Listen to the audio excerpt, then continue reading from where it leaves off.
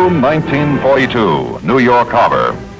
Men of the 8th Air Force, 10,000 strong, prepared to board a single converted luxury liner for England, just as their fathers did a generation before in the AEF Aero Squadrons. This time, the 97th Bomb Group ground crews, 2 fighter groups and their service units were embarking for England. On her maiden troop ship run across the Atlantic, the Queen Elizabeth carried the vanguard of American air power for the new fight against aggression. In England, at High Wycombe, we used a girls' boarding school as headquarters. Here, 30 miles from Piccadilly, began the build-up, which eventually made the 8th Air Force larger than the entire U.S. Army had been only 3 years before. As the summer of 1942 rushed by, the work of Generals Duncan, Akers, Spaatz, and the rest of us made the idea a reality. We learned about the air war from the RAF, reaching a degree of cooperation never before equaled by the military forces of 2 great nations. However, for smashing target Germany, there was disagreement on tactics. The AAF came over prepared for daylight precision bombing, although the British now practiced night area bombing, having suffered unbearably heavy losses in daylight operations. Accordingly, the British Bomber Command picked their targets, trained their crews, fed them lots of carrots, and designed their planes for deadly night attacks.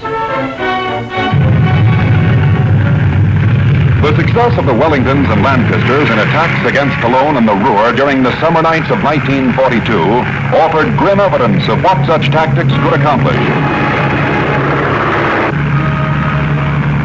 These free men were dedicating their lives to attempt the destruction of the economic fabric of an enemy nation in order to save our way of life.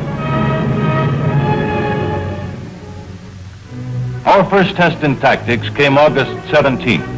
It was a critical day for the 8th Bomber Command when we loaded up for the first U.S. raid from England in U.S. planes in daylight. General Ira Aker had told us that the target was the great marshalling yard near Rouen in Nazi-occupied France. There were still plenty of skeptics who predicted dismal results from the first attempt at a daylight mission.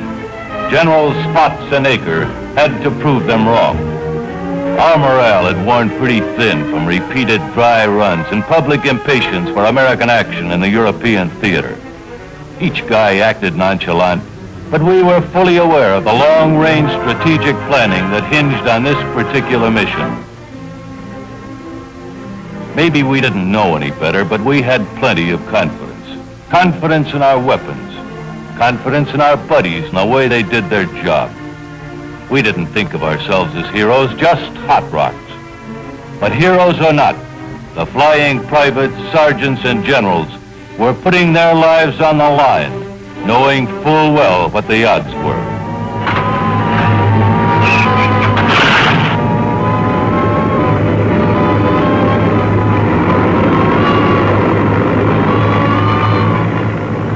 At the controls of one of the lead ships was the old man himself, General Aker, flying a B-17, which someone aptly named Yankee Doodle.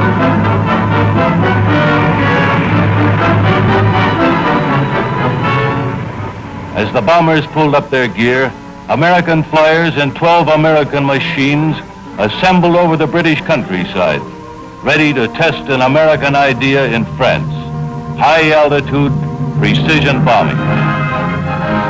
As England disappeared behind us, we took up battle stations. Our bombardiers and gunners knew that the fate of the mission and the lives of the crew depended on them. We took turns manning the guns, expecting opposition. One of the crew pointed out the city of Rouen, where Joan of Arc had died for the liberation of France.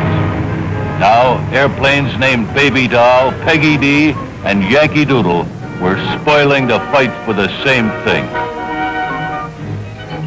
German warning centers, caught by surprise, didn't report the fortresses until they were well on their way to the target. We made a direct run for a point about 3 miles north of Rouen and then a slight turn to the right for the bombing approach.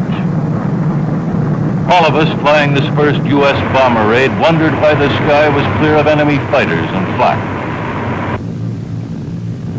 Visibility was excellent, something you don't get for night bombing. All all 12 planes dropped a total of 37,000 pounds of bombs.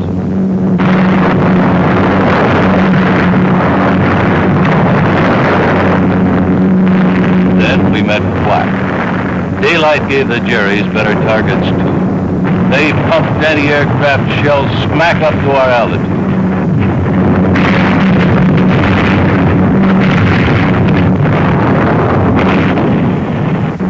Two of our planes collected some flak.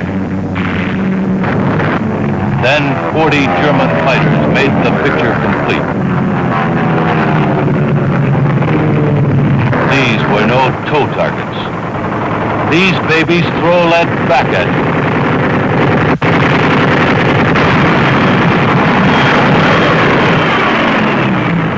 When we finally shook off the enemy attack, I took a reading.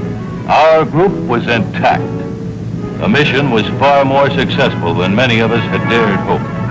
Even British Bomber Command Air Chief Marshal Harris sent General Aker enthusiastic congratulations. Yankee Doodle, he said, certainly went to town and can stick another well-deserved feather in his cap.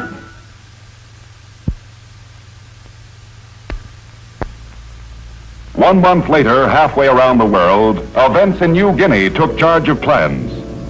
The Japanese drive toward Port Moresby, one of the few bases we still held north of Australia, threatened to push the Allies into the sea.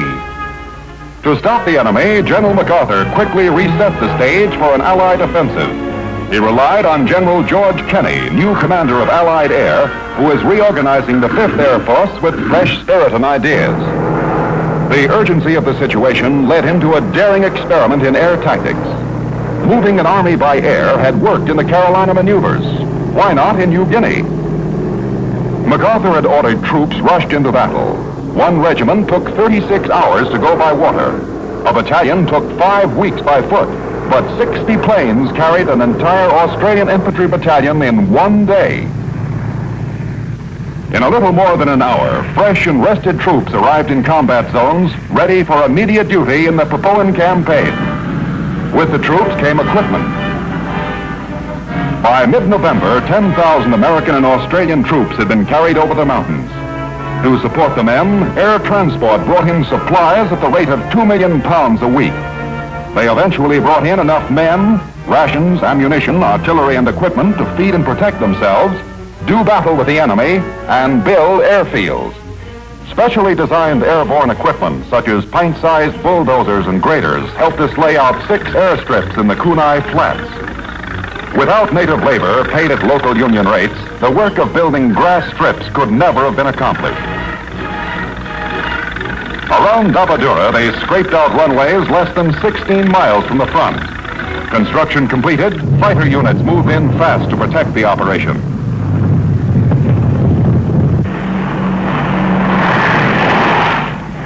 And so the Southwest Pacific Air Forces, directed by veteran Air Leader George Kenney and Fighter Commander Ennis Whitehead, had forged a tactical weapon which helped stem the tide of Japanese aggression in the Papuan campaign. The one airplane we fighter pilots in New Guinea wanted was the P-38. We had begged Washington to spare us a few of these high-flying Speedy Lightnings. When we finally got them, the ground crews had a big job on their hands. Fuel tanks, superchargers, armament, all required major adjustment or repair. Enemy mechanics on neighboring fields had fewer planes than the Allies, but numbers in the South Pacific didn't tell everything. Back in October, General Kenney had warned the Pentagon, the Jap is 2 days from the factory to the combat zone, and he may swarm all over me. On December 27th, the Jap tried.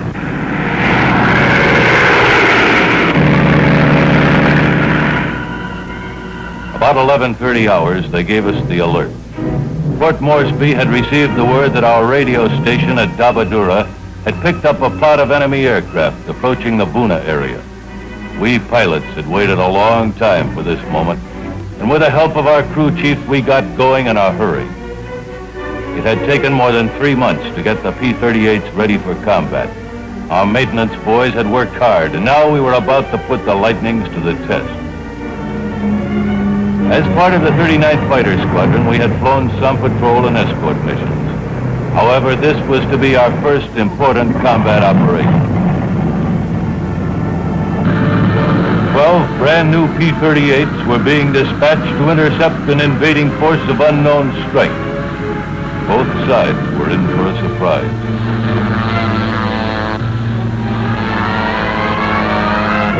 At 12:10 hours, we sighted the Japs. They were out in force. Separating into 3 flights of 4 each, we got on top at 10,000 feet. The Zeros didn't appreciate the view. Our lead flight peeled off to dive in and break up the formation.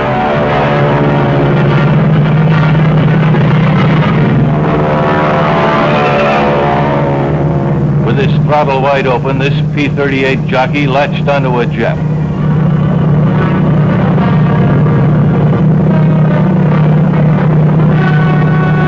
Then the first lightning struck.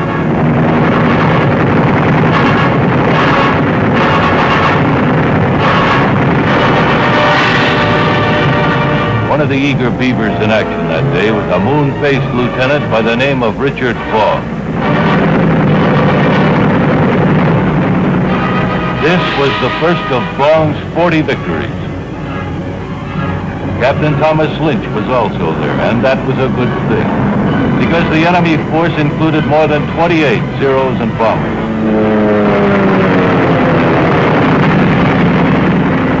Tommy Lynch got 2 more that day, making him the 39th Squadron's first ace.